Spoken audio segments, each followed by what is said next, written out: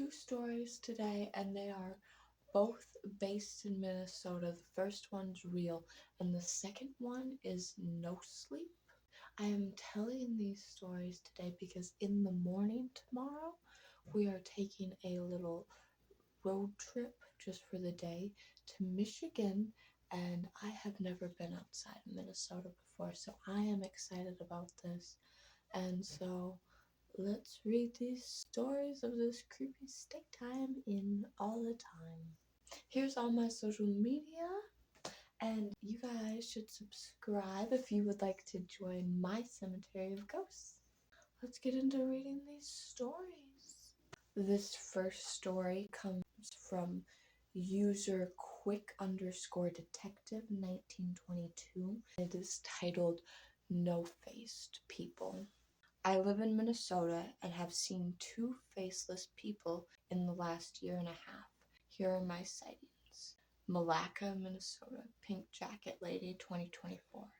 I was outside of an old folks home in Malacca, Minnesota, where I worked at the time. My coworker came inside, who was an ex-Marine, not easily scared.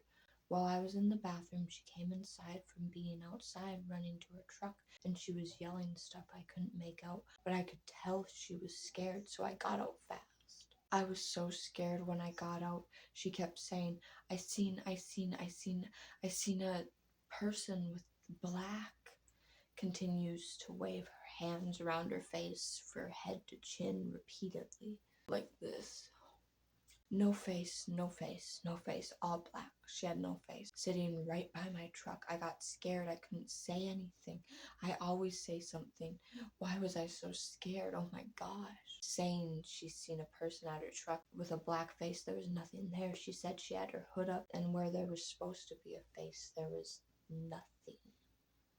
My coworker runs to the nearest window, screams my name, and screams to run to her. When I get over there to the window she ran to, there is the person she was talking about with a black face. Nothing there. Looking at the ground, about 6 to 10 seconds after I get to the window, she looks up at us and immediately dashes to the building across the street. The girl in the pink hoodie, we call her. My coworker then runs to the door outside. I go to the door behind her, yelling at her to go back in. I don't want to find out what that thing is. She says no, keeps walking, then goes, come right here. Mind you, we are outside of the building now with this thing. Now this is still a sight I will never forget. The woman in a pink jacket was hunched all the way over, hands hanging down to the ground like a pillhead, looking for something on the ground, but absolutely zero movement, which is odd again because she just literally ran over here. But she was completely still. Not a bone muscle moved an inch. She stayed with her arms stretched towards the ground, her torso hunched over, and her head looking right back at the ground. I ran back up inside. That was the end. Then there were men in all black with faces, but that's a different story for CC. Omania, Minnesota, Woodland Cemetery, 3/1/25. Gray and black hoodie. This is a nice short one, as it was a briefer meeting, I suppose, if that's what you call this. But I was on my way to work up in Brainerd. That's where I am right now, so woohoo! And when I was passing the casino, guys, we just went to the casino today. I will put pictures after this and show you, because we literally just went today. And when I was passing the casino, something had me look to my left.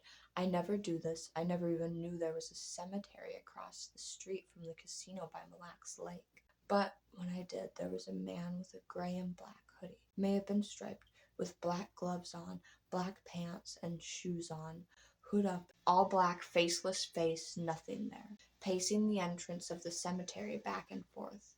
He looked right at me and then continued to pace, and I did not turn around or look back. I try and pay it no mind, just need to know if anyone has seen anything similar in this remote area.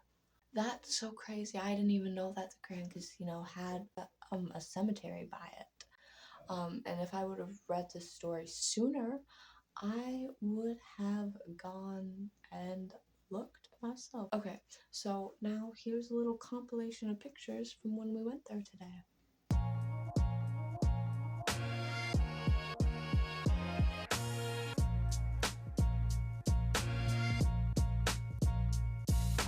this next story is no sleep, so this one isn't as true, but it's still based in Minnesota.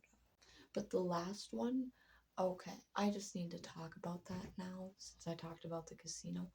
That's so creepy. I don't know what I would do if I seen that. But if I read that story sooner, I probably would have tried to go to the cemetery and gone ghost hunting. This no sleep story is titled, "A Skinwalker Has Been Stalking Me," and it's from user M_creator_. I live in Minnesota. Not a lot of interesting things happen here. I'm aware that I'm not supposed to talk about this, but I need to get this out so others know what to do if one of these creatures starts hunting them. It happened around last March. I was behind my house where a small playground is located. It was around 9 p.m. and I was bored, so I was on a swing around an hour listening to music. After a while, I got off the swing and looked behind me. I saw something across the field and under the trail light. It was tall, way too tall, around 8 feet tall. After I went to the light the next day and measured it, even though this thing was far away from me, like around 70 feet away, I could see it clearly. Its skin disgustingly pale and was far too light, ripping at the joints and squeezing onto the body. Its smile, it was a real one. It was trying to imitate a smile. It was twisted and sickening, the teeth a mix of animal and human. Way too many to fit in its mouth. I could barely see its eyes.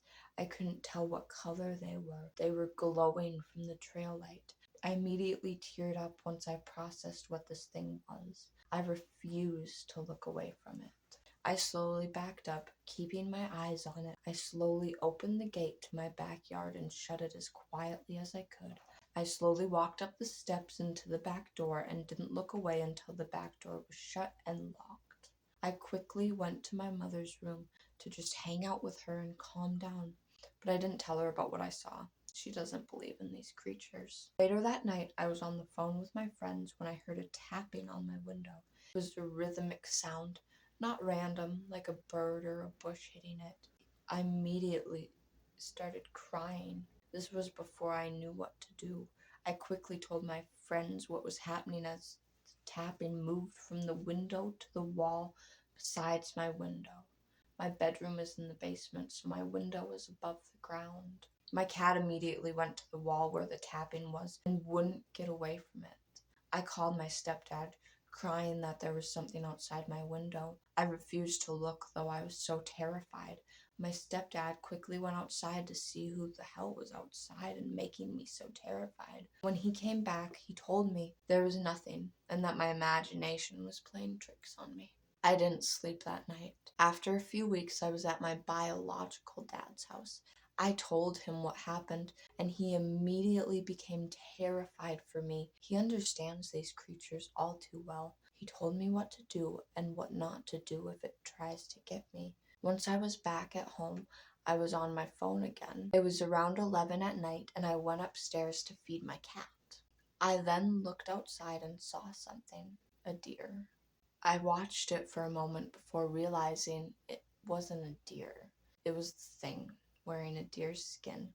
It was melted onto its body and covered in blood. I could see the pale arms under the hooves bleeding in with the snow. I panicked and told my friends what was happening. I ran to the bathroom and locked myself inside. I called my dad and told him what happened, and he quickly told me to yell, "In the name of Christ, I command you to stop." He explained to me that Christ was a command and a kind of power, not a person. Me and my father are agnostic, so this makes sense to us. I screamed and cried, "In the name of Christ, I command you to stop." I stayed in there for an hour while my boyfriend tried to calm me down on the phone. My dad had gone to the woods and screamed into them at the creature, demanding it leaves me alone. After an hour, my boyfriend convinced me that I was safe. It's the best way to protect myself from these things. I eventually went back to my room and fell asleep while drawing. I haven't had another experience with it yet, but since I talked about it, I'm sure I'll unfortunately see it soon. Okay. Yeah. I'm still thinking about how crazy it is that that first story happened, and like around Brainerd and then at the casino. I don't want to see that stuff. I do not want to see that ever. So I'm taking a road trip to Michigan tomorrow.